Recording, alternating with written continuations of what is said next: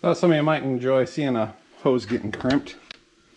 My old hose crimping machine that's leaky and pneumatically powered. Get that down in there.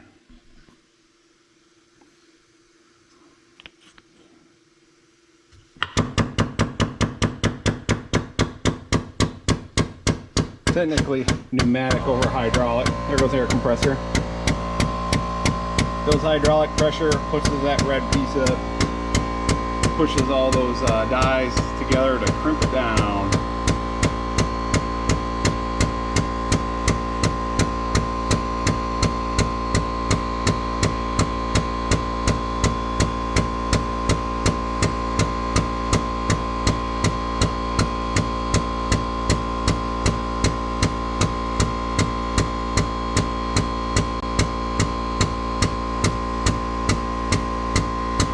Like a impact. The ugas get slow and you know you got it. There is ways of measuring it. You can overdo it too. And there we got a crimped hose. One more to do.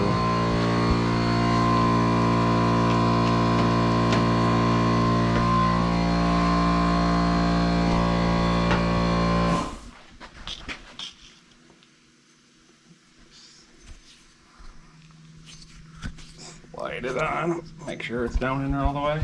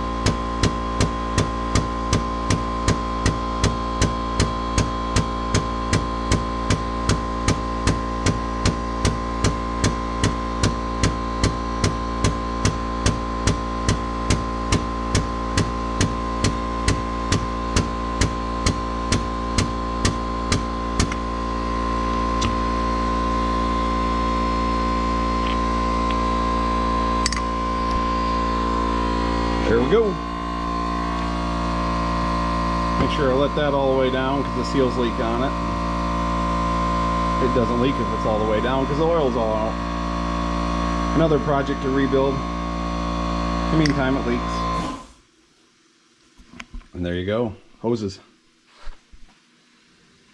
The fun part. I'm gonna take the plug out of there to put this in and get the hydraulic hoses plumbed up.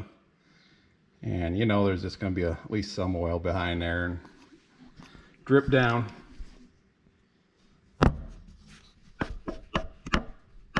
But the paint's good and cured out. It'll clean up. I've got my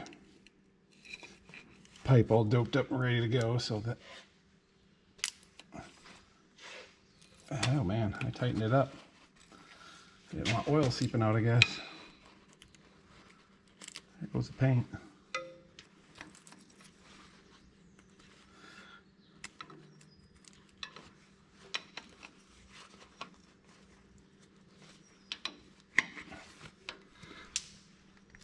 There it goes. Yep. I wanted it good and dry for painting. Shouldn't be a lot in there. Drained out beforehand. And then the oil has to come from up above down to here, so it's not going to come out of the reservoir. I say probably just enough to, yep, there's some. Hasn't even been run and it's going to be ready for its first bath.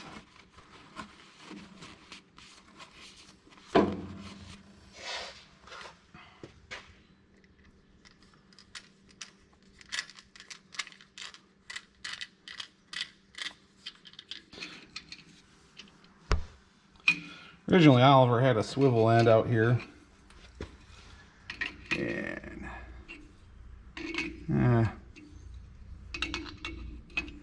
can't really get the original style anymore. Swivels are a potential leak, so I'm going with this.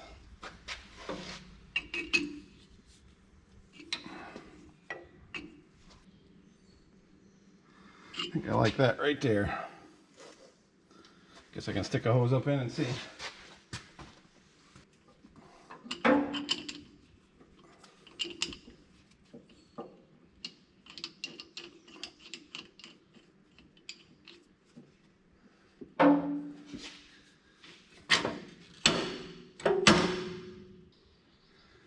Well, it misses the PTO lever and everything else.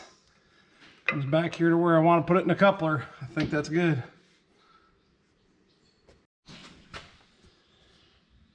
Now, if you look closely, a lot of times it's skewered by crud, but it actually says base and rod in the casting.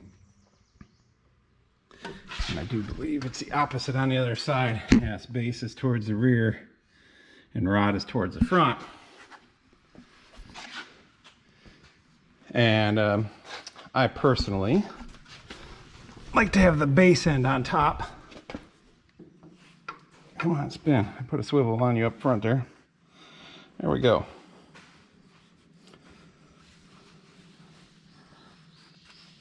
I put a 45-degree there. Kind of keeps the hose from coming straight back and hitting that stuff and just getting in the way. Kicks it over that little bit it needs. I don't think they did that from the factory, but it's going to get it now.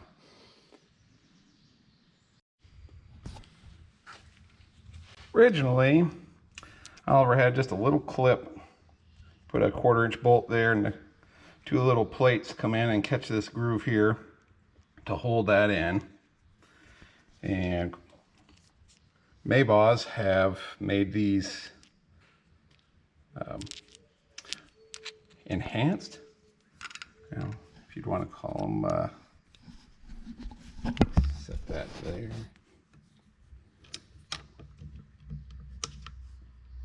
But they engage a lot more of the collar, stay in place a lot better, retain everything better.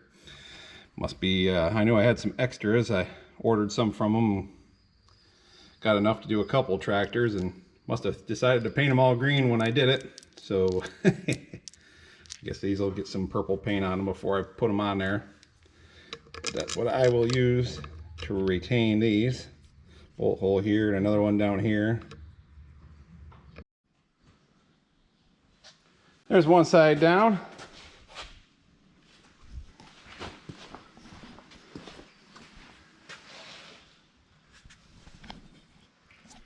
Still enough room for the PTO lever to do its thing.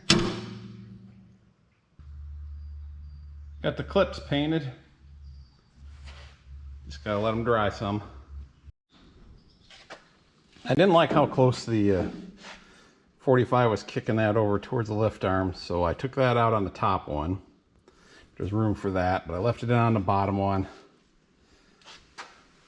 And same thing over here. It was going to get close to this adjustment crank. And I am short an elbow. Just ordered one of those, so I'll have that soon. And then those will be all hooked up. Plus I got to get those clips on, but I'm going to let them dry some more. I almost went with the lever lock kind of couplers. I could get a set of those for about 170 bucks. But I just kind of thought these would look nice, and painting them holders up purple. And boy, I went and bought these, and these 8250-4 couplers, which are the better ones. The -4 is just pipe thread. The 8250s are the connect under pressure better ones. 53 bucks a piece. So a little over 200 bucks just for the couplers. So the lever locks are actually a better deal. But I just kind of thought this would look good, and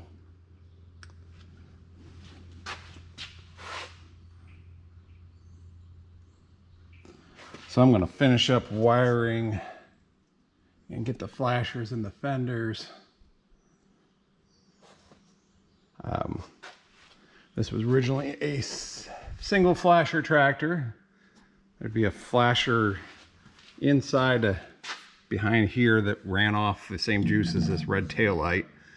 And I am rewiring it, so I got a flasher on each fender. So I'm going to put the flasher unit up in the dash and then split it off from there. And then suppose it wouldn't be that hard to even retrofit it to turn signals at that point. But definitely want some extra flasher safety. Let's see, there it is. I have that plugged in there. Get both headlights. Both headlights with flashers and the red tail light. Then no headlights. Did a little testing, and if I jump this post to the one the headlights are on, I get dims without feeding back. So I made a jumper wire. So let's see how that works.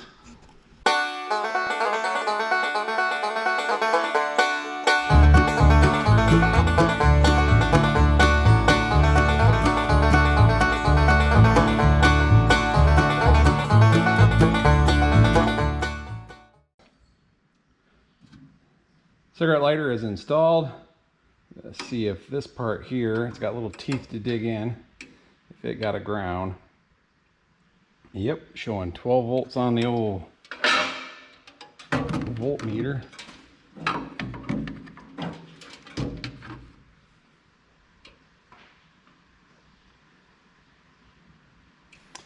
Awesome. That is hooked up.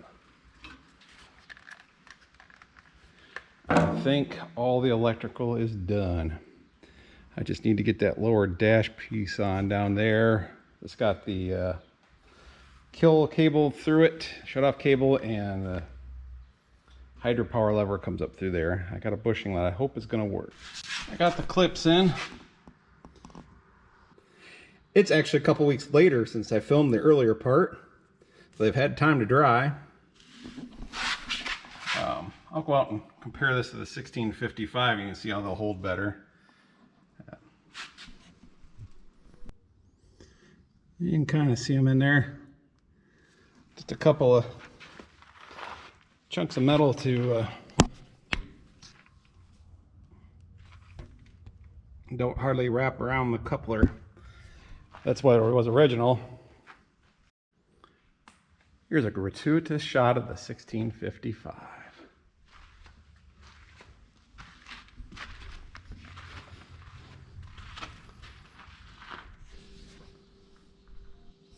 Well, I found a bushing for the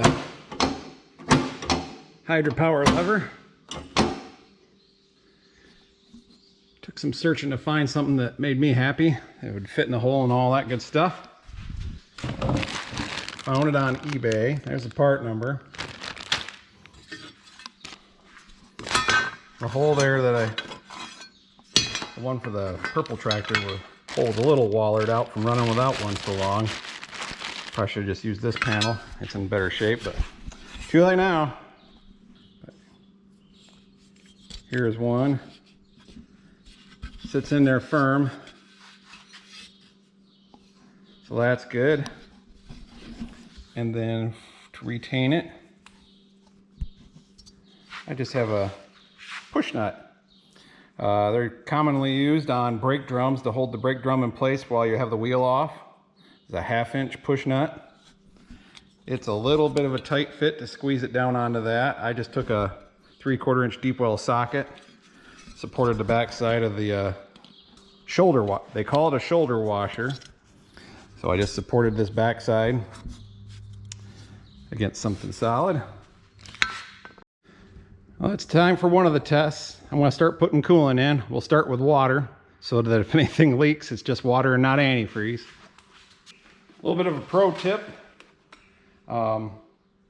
If you have a dehumidifier running in your basement or something, that's putting out basically distilled water. This is not windshield wiper fluid. I just rinse the jug out and use that. This is water from my, oh look, a fly decided to die in there. This is just water from my dehumidifier.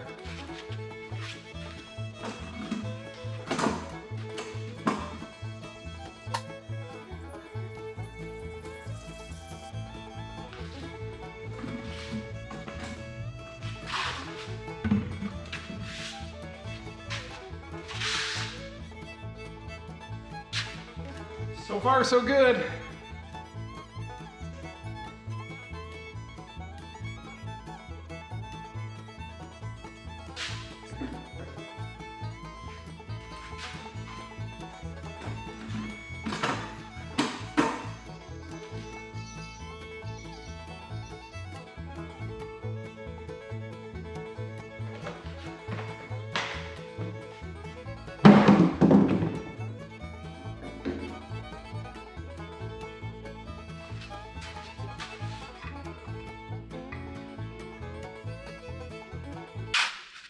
More touch up. The dipstick was painted on, hit this fuel line and chipped the paint. The best way to keep them nice is to never start them up. Now it's time for fuel. We'll see if we got any leaks or how many.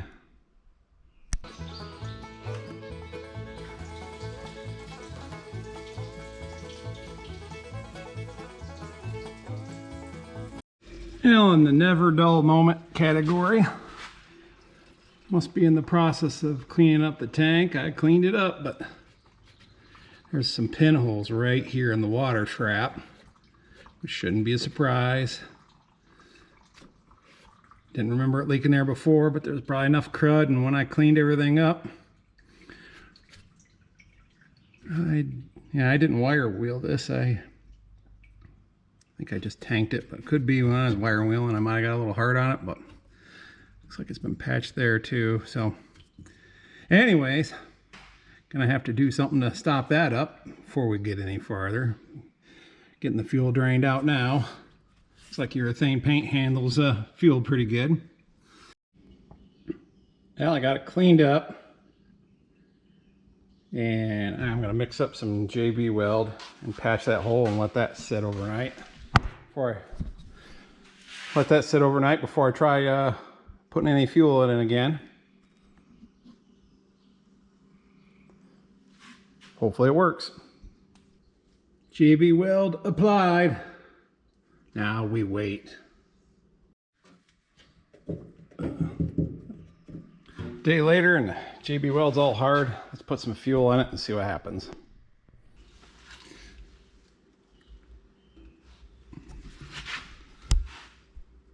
Oh, I think we have success.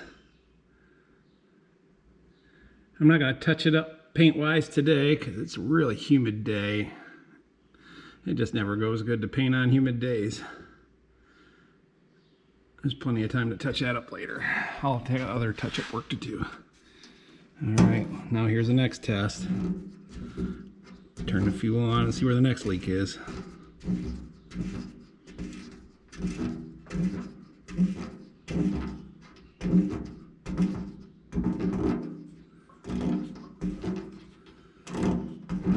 Hopefully I put enough paint on to seal all the leaks. All right. See, fuel, so when I added this on, normally it's a solid line to the fuel pump, then goes to the primary filter. And if you're bleeding that, which this is empty, you take this top screw out and that lets the air out while you pump. But in the interest of trying to disturb as little paint as possible, I'm just going to pump through that, push the air to the other side.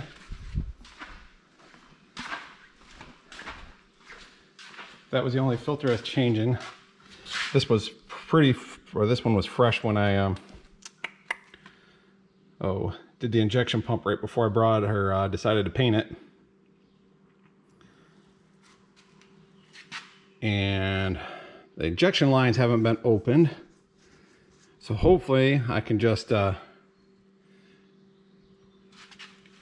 open up this bleeder here, do minimal paint damage, bleed out the injection pump. There's another bleeder right there. Get the air out and hope that it starts. If not, then I have to crack open the injector lines at the injectors to push the air out of the lines. That involves fuel dripping on stuff, so I'm going to give her a crack, give it a whirl of trying to get it going without opening the injector lines, because they weren't opened all this time, so they should still have fuel in them. So let's see what we can do. I'm going to get a piece of hose and slide over this to try to control the fuel spillage. Oh look, a coolant drip. Oh, looks like this hose clamp here needs a little tightening. We'll take care of that too.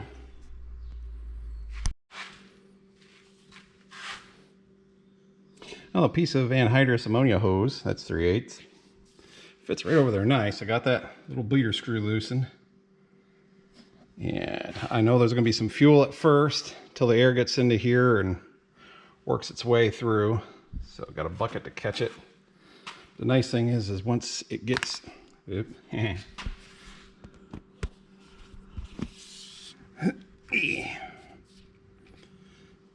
Nice thing is as it gets full, I can tip the hose upward and see if there's any air bubbles coming out before I close the bleeder off.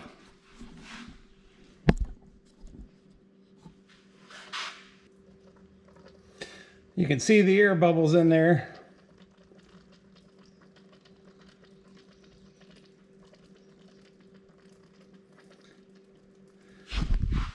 Show you what I'm just pumping on the hand lever on this fuel pump over here. The spring doesn't want to stay. Just a little bit of air coming through there yet. There's a little bleed off that comes from the top of this filter and goes into the return line on the injectors, and then this line goes up the tank. I can see that's got fuel in it now.